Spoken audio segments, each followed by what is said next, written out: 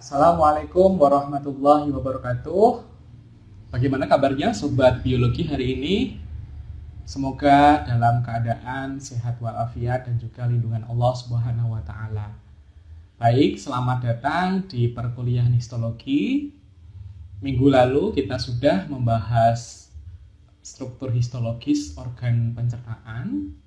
Untuk hari ini kita lanjutkan membahas struktur histologis khusus pada kelenjar pencernaan. Walaupun di minggu kemarin kita sudah membahas 3 kelenjar yang ada di rongga mulut ya. Ada kelenjar submandibularis, ada kelenjar sublingualis, dan juga ada kelenjar parotis. Nah, untuk hari ini kita akan fokus membahas struktur histologis kelenjar pencernaan, yaitu kelenjar pankreas dan juga kelenjar hati. Untuk lebih detail penjelasannya, silahkan simak dan tonton video berikut ini. Struktur histologis kelenjar pencernaan. Nah, di minggu kemarin kita sudah membahas untuk struktur histologis organ-organ pencernaan dari rongga mulut, kemudian esofagus. Sebelum esofagus ada faring di mana akan berfungsi untuk mengatur ya antara sistem pencernaan dan juga sistem pernafasan. Kemudian setelah esofagus masuk ke bagian lambung. Di lambung di sini kemarin kita sudah mempelajari juga struktur histologisnya. Ada bagian kardiaknya, ada bagian fundusnya, dan juga ada pilorus ya. Kemudian bagian usus halus dan juga usus besar, sampai ke rektum dan juga anus. Nah, untuk hari ini kita akan mempelajari bahwa sistem pencernaan itu juga didukung oleh kelenjar pencernaan ya, yang juga bisa dikatakan itu sebagai salah satu organ pencernaan yang mendukung juga, yang meliputi ada kelenjar liur, kemudian ada pankreas, kemudian ada hati, dan juga ada kandung empedu. Nah,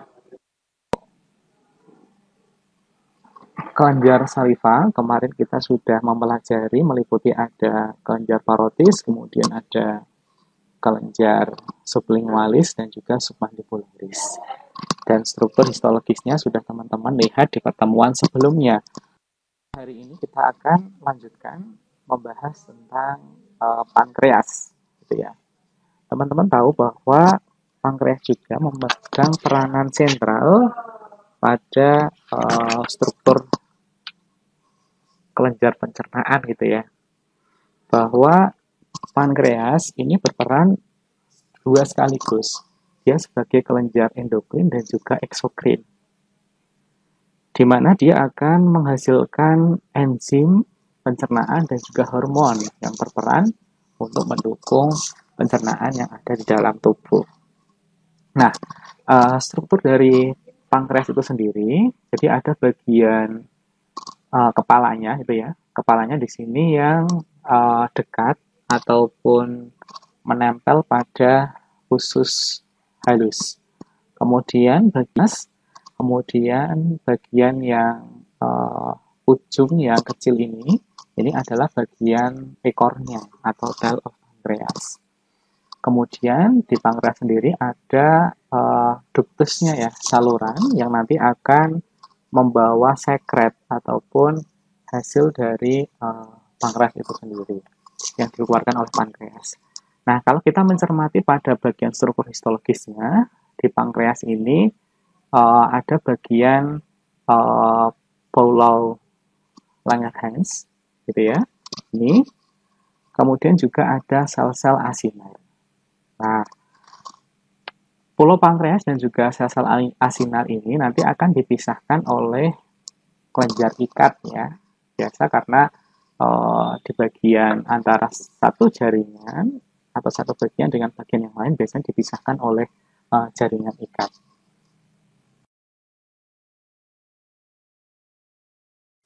Pelajari lebih dalam menggunakan pengamatan mikroskopis Di sini ada penampang pankreas ya, di mana ada pulau Langerhans-nya, kemudian dikelilingi oleh A.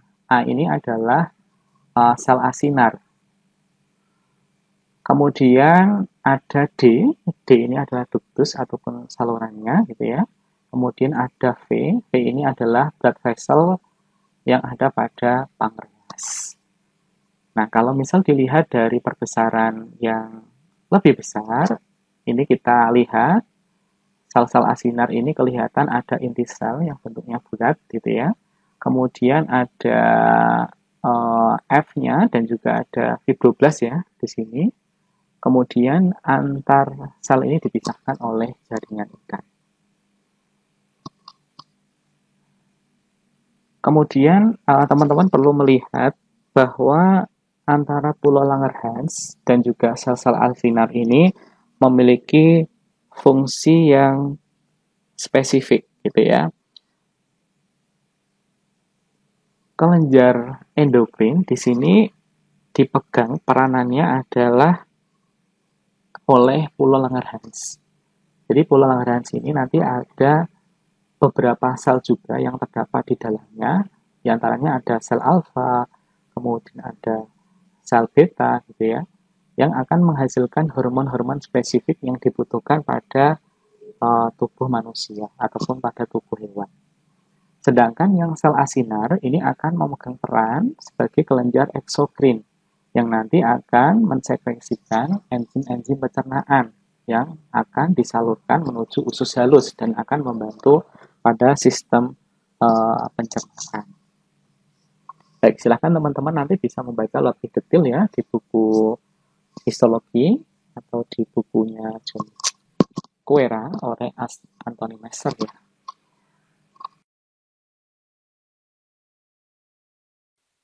Di sistem pencernaan juga ada organ yang sangat mendukung, yaitu ada hati gitu ya.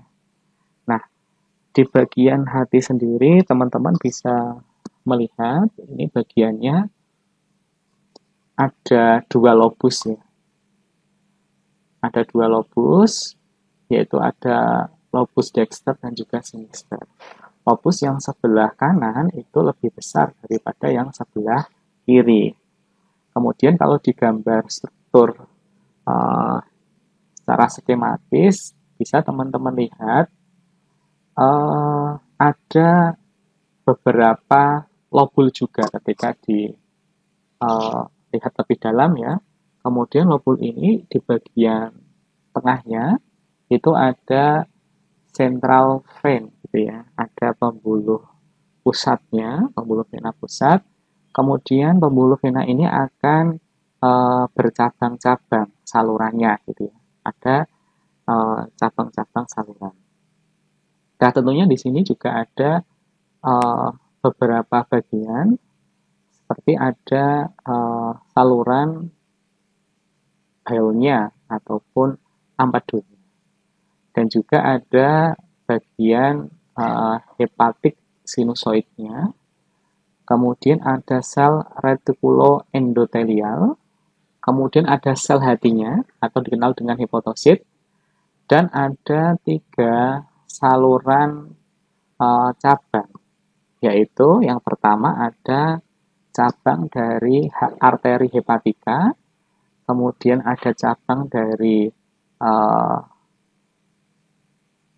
vena portal ya, kemudian ada cabang dari ductus biliaris. Ini yang memang secara spesifik terdapat pada hati.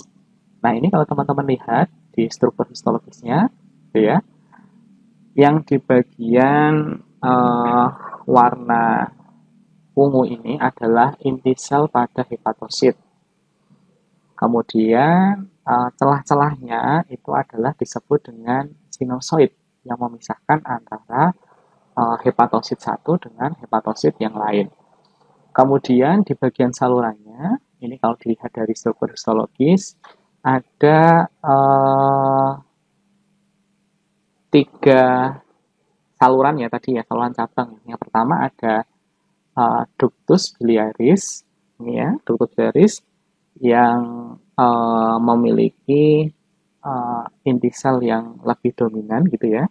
Kemudian ada cabang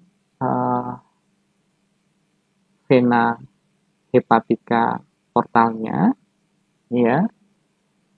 Ini yang lubangnya ataupun salurannya paling besar. Kemudian selanjutnya ada arteri hepatika. Ini yang salurannya ataupun bagian dari dinding penyusunnya itu lebih tebal. Ini struktur histologis dari hati. Nah, tentunya dari beberapa bagian itu memiliki fungsi yang spesifik ya. Hepatosit tadi dikatakan adalah bagian dari sel epitel ya, sel epitel yang berkelompok yang membentuk lempeng-lempeng yang saling berhubungan. Nah, tadi hepatosit membentuk lobulus hati gitu ya. Kemudian tadi ada saluran ya. Tiga saluran itu disebut dengan trias porta. Dari masing-masing bagian ini tadi untuk trias porta itu tadi ada cabang vena ya. Cabang vena ini apa fungsinya? Cabang vena ini akan mengembalikan darah ya tadi ya, yang berasal dari saluran-saluran yang lebih kecil. Sedangkan untuk cabang dari ductus biliaris ini akan membawa cairan empedu gitu ya, yang ada pada organ hati tersebut. Kemudian yang ketiga ada cabang arteri hepatika. Ini adalah pembuluh yang akan membawa darah gitu ya dari arteri pusat gitu ya menjadi ataupun bercabang ke bagian-bagian arteri hepatika. Jadi menuju ke sel-sel hati. Kalau yang vena tadi balik, sedangkan yang arteri ini adalah menuju ke sel-sel hati. Itu fungsi dari beberapa bagian yang ada pada organ hati. Silakan teman-teman nanti bisa membaca lebih lanjut pada penjelasan di buku Histologi John Coe. Itu adalah dua organ penting ya yang berperan dalam sistem pencernaan. Ini kalau kita lihat pada perbesaran yang lebih besar, gitu ya, ada C tadi adalah pada vena yang pusat, gitu ya. Kemudian di sini ada A-nya, di sini adalah cabang dari arteri hepatika. Kemudian V-nya ini adalah dari cabang vena ataupun venula tadi. Yang D-nya ini adalah cabang dari ductus biliaris. Itu adalah struktur histologis. Kalau teman-teman lihat dengan perbesaran 400 kali ya, itu silahkan ada di buku John Coe. Silahkan teman-teman bisa mengamati lebih detail. Dan ini sangat nampak inti sel yang ada pada hepatosit sendiri.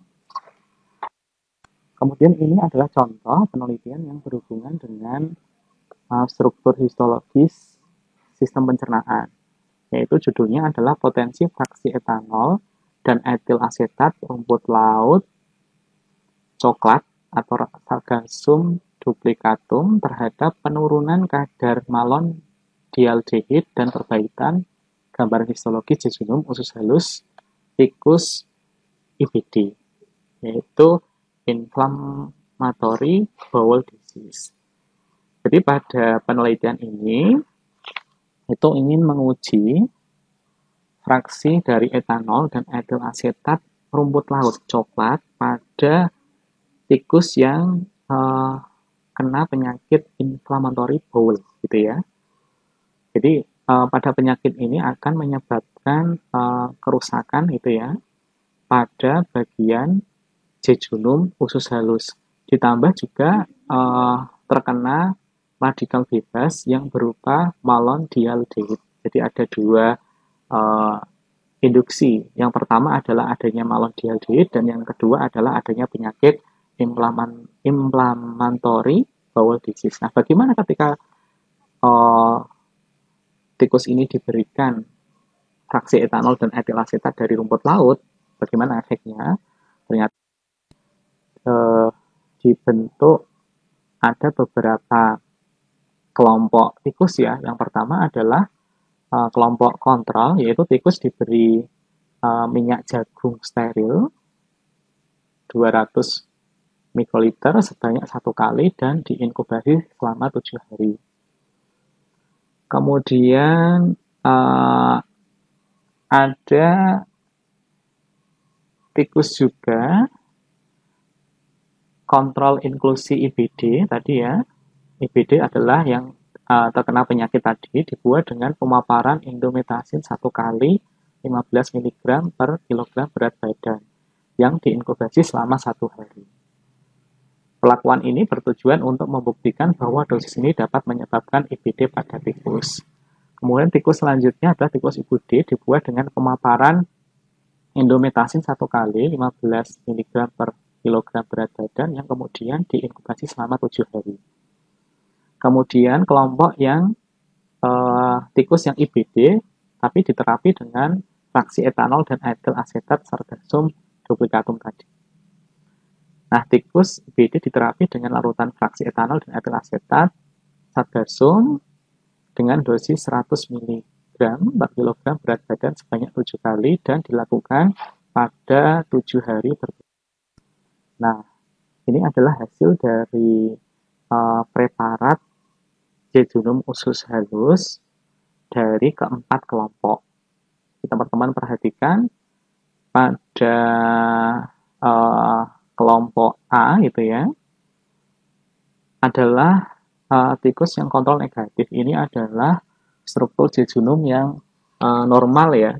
Jadi kita bisa melihat pada bagian mikrofili itu masih normal pada bagian ususnya. Jadi di sini kalau teman-teman lihat kemarin saluran pencernaan itu ada 4 lapisan ya yang menyusun, yaitu ada tunika mukosa, ada tunika submukosa, ada tunika muskularis, dan juga ada serosa. Nah, ini kalau di bagian A itu masih normal. Kemudian yang B ini adalah tikus kontrol inklusi IBD terpapar indometasin 1 kali, kemudian diinvestigasi setelah 24 jam. Jadi yang B ini adalah yang jejunumnya mengalami kerusakan akibat adanya penyakit IBD tadi gitu ya, terpapar IBD. Jadi kalau teman-teman lihat di bagian jenjot ususnya gitu ya, ataupun bagian mikrofilinya juga ini nampak terpotong-potong ataupun nampak tidak teratur karena diduga IBD tadi menyebabkan bagian jenjot ini mengalami kerusakan.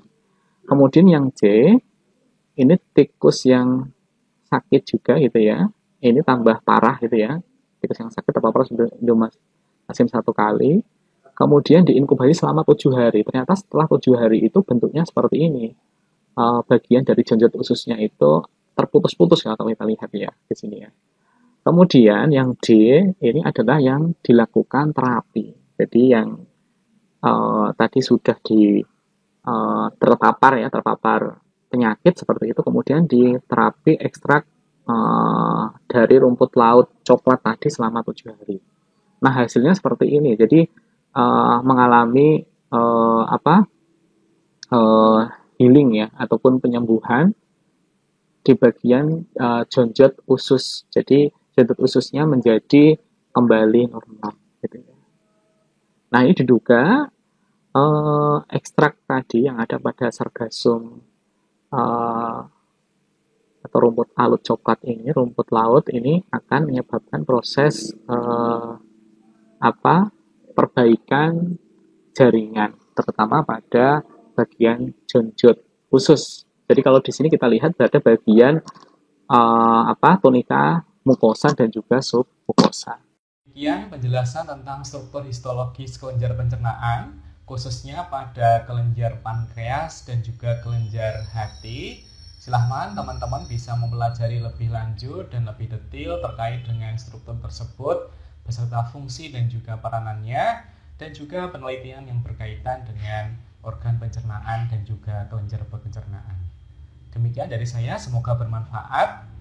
Kurang lebihnya mohon maaf. Assalamualaikum warahmatullahi wabarakatuh.